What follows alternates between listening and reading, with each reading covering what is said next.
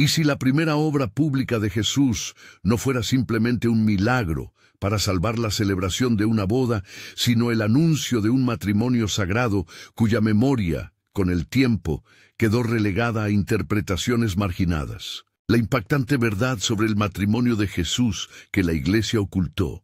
Así suena el titular, y así quiero que lo sientas desde el primer instante.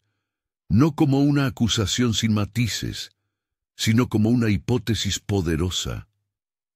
¿Y si Caná nos habla de una unión interior, de una alianza entre lo humano y lo divino, entre el principio femenino y el masculino de lo sagrado? Imagina la escena.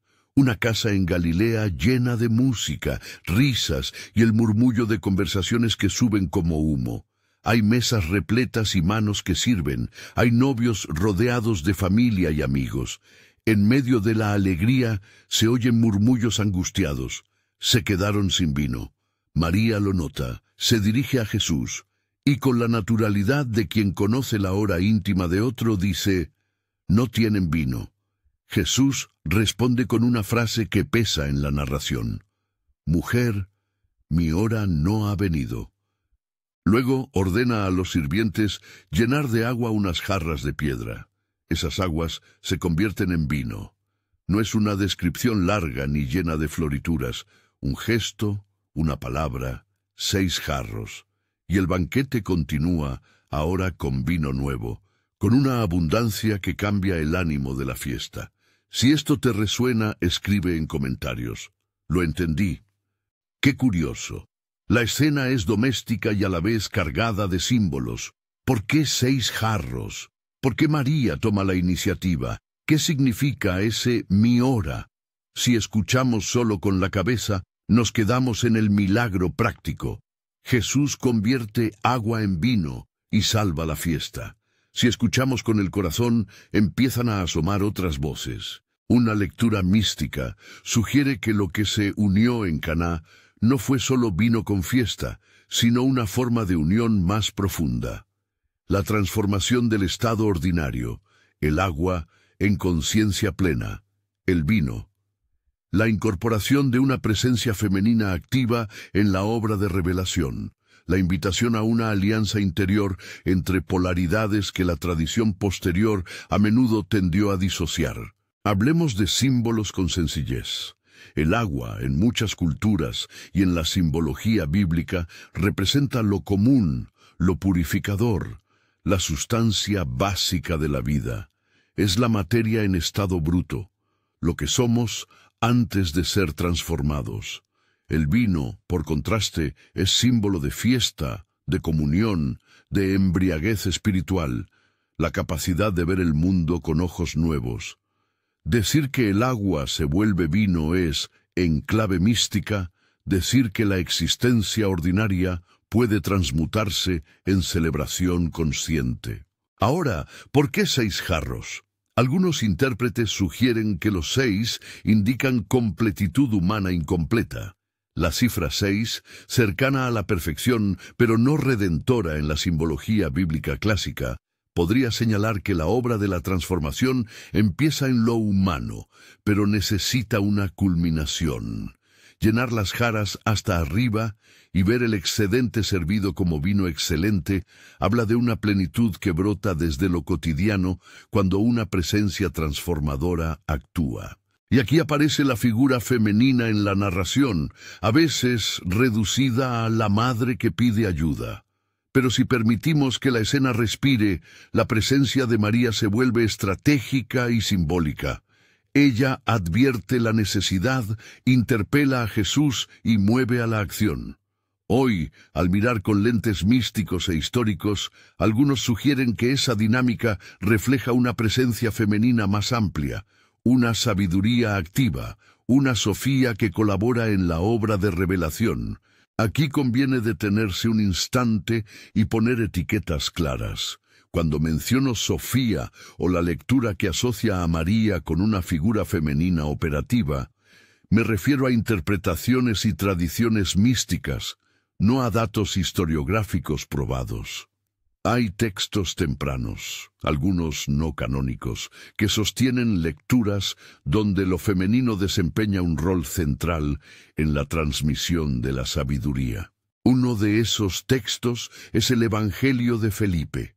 Es un texto perteneciente a corrientes gnósticas tempranas, no incluido en el canon que la mayoría de las iglesias reconoce, y por tanto su valor es hermenéutico para ciertos círculos más que autoritativo para todos.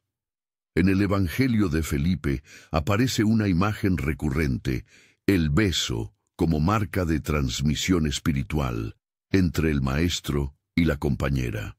Quienes estudian esos escritos interpretan el beso no como algo sexualizado, sino como símbolo de comunión íntima del conocimiento, un sello de intercambio espiritual que designa una altura de unión que atraviesa cuerpo y alma. Repito, se trata de una lectura mística que fue apreciada por comunidades particulares y que con la consolidación canónica y eclesiástica ganó menos visibilidad. Volvamos a Caná. ¿Y si la compañera en la escena no fuera necesariamente identificable con un solo nombre histórico, sino con la presencia femenina que habilita la alianza? Algunos místicos hablan de un hieros gamos, una unión sagrada dentro del ser.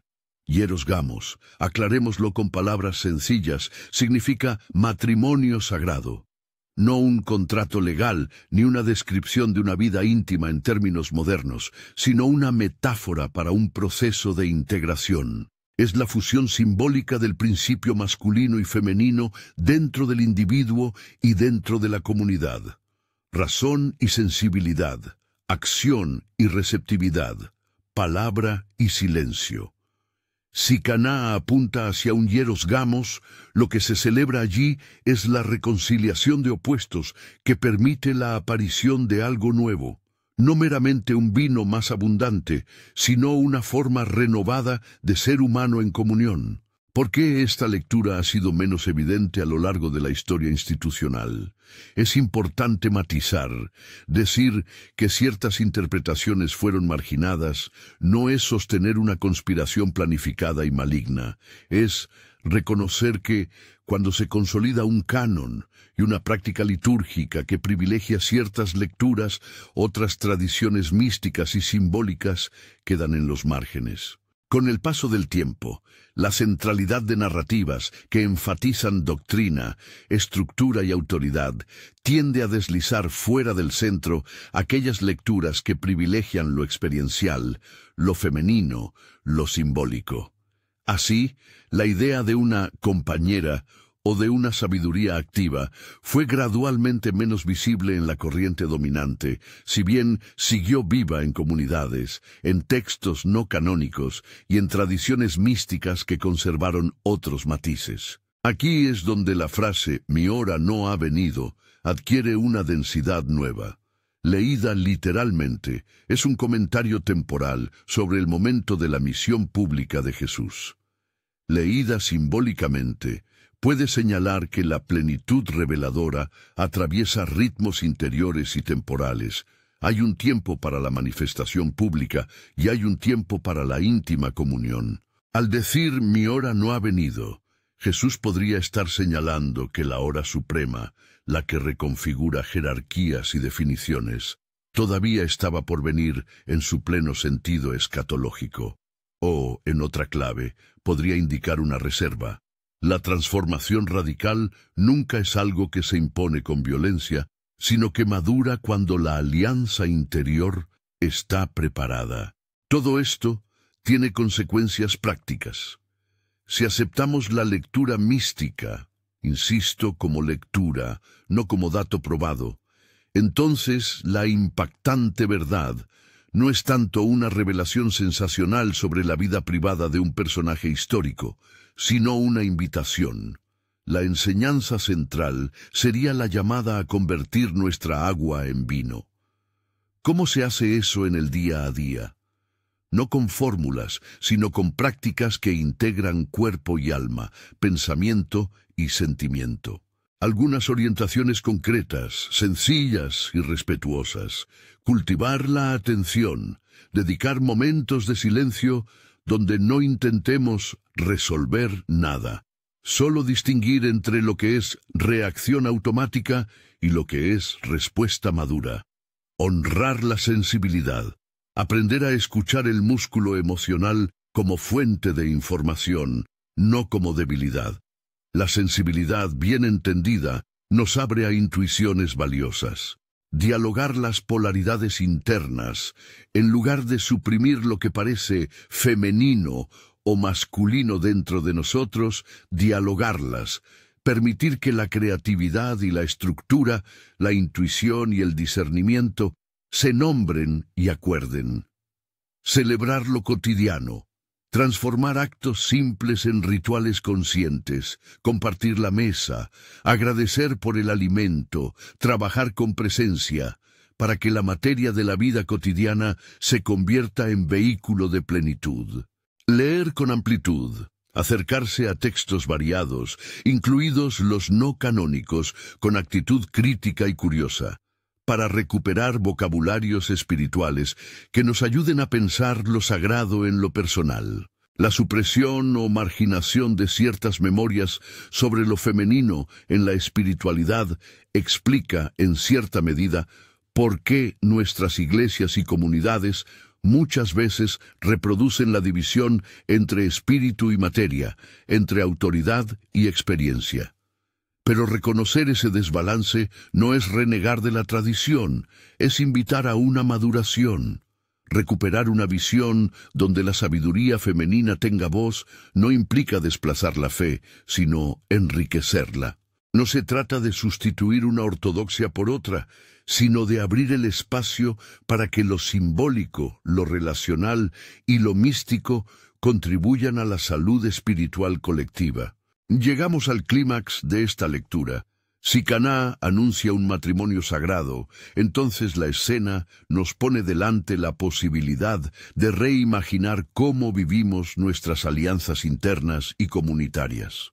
La impactante verdad que proponemos es, sobre todo, una revelación de sentido, que la transformación espiritual puede ocurrir dentro de lo cotidiano y que lo femenino en la tradición, ya sea en la figura de María, en la simbología de Sofía o en la memoria de una compañera espiritual, fue una presencia activa en las primeras lecturas de ciertos grupos.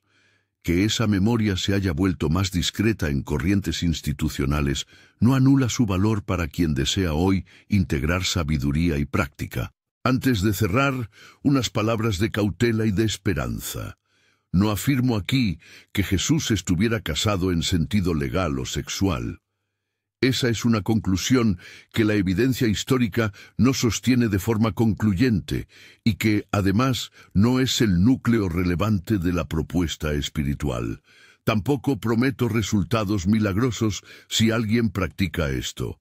La transformación que planteo es interior, gradual y personal. Lo que sí propongo es una mirada distinta a Caná. Leerlo como una escena iniciática que nos invita a una alianza más profunda con lo que nos humaniza y nos hace sagrados. Terminemos con una imagen que puedas llevar contigo. Visualiza tu propia jarra de agua, quizás fría, ordinaria, útil. Ahora imagina que lentamente esa agua se enciende con algo que sabe a fiesta. Colores más vivos, una calidez que se extiende por el pecho, la sensación de que cada sorbo te conecta con sentido. Beber de ese vino interior no es olvidar el mundo ni evadir la responsabilidad, es aprender a vivir integrado, a encontrar en la vida cotidiana la materia primera para la celebración del alma. Si esta lectura ha despertado algo en ti, compártela con otro buscador. Y suscríbete para seguir explorando estas lecturas místicas y simbólicas. La impactante verdad sobre el matrimonio de Jesús que la Iglesia ocultó, entendida como una invitación a integrar, puede ser el comienzo de una fiesta que no termina.